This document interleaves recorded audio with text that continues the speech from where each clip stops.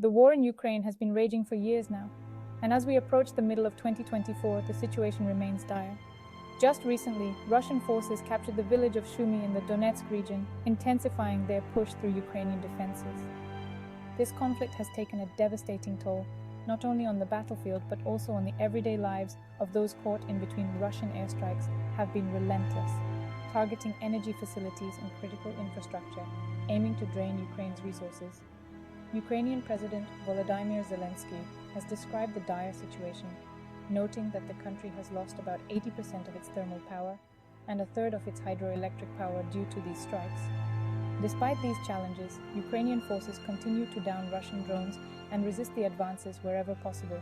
However, the human cost of this war is immense. Many Ukrainian men, facing new recruitment drives and the horrors of war, are turning to desperate measures to escape conscription.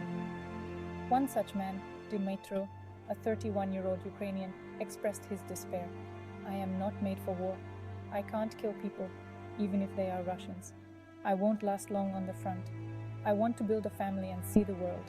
I am not ready to die."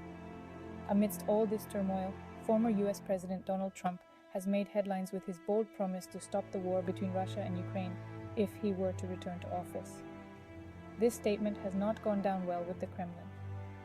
Historically, Russia has viewed American interference in its sphere of influence with suspicion and hostility.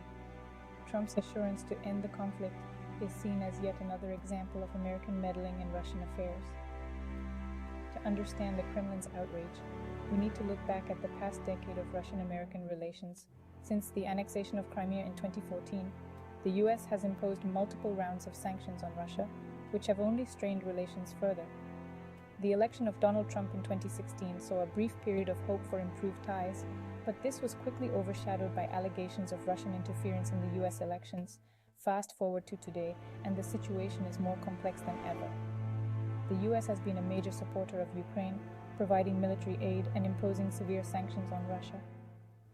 This support has been crucial for Ukraine's defense, but it has also fueled Russia's resentment towards America. Trump's promise to stop the war is seen by the Kremlin as both a threat and a challenge to its authority. In the past 5 years, the conflict in Ukraine has evolved, with periods of intense fighting followed by uneasy ceasefires. The Russian strategy has been to wear down Ukrainian forces and infrastructure, creating a situation where Ukraine is constantly on the back foot.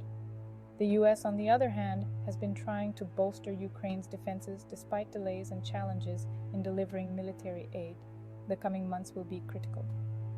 With new recruitment drives and increasing desperation among the Ukrainian population, the human cost of this war is set to rise. Meanwhile, the international community continues to watch, with hopes for peace, but prepared for prolonged conflict. If you want to stay updated on this ongoing crisis and hear more about efforts to stop wars around the world, don't forget to like and subscribe to this channel.